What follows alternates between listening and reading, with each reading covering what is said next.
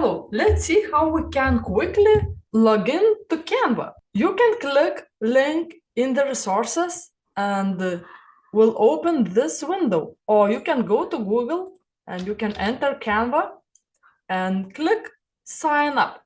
Okay, next you can click continue with Google or continue with Facebook or continue with email. Okay, let's try continue with email. I'm entering my email and I'm clicking continue.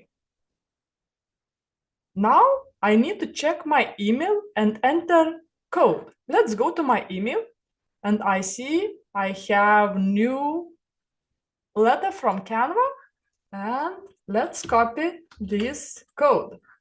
Let's come back and enter this code. Now we can just close, click cross here.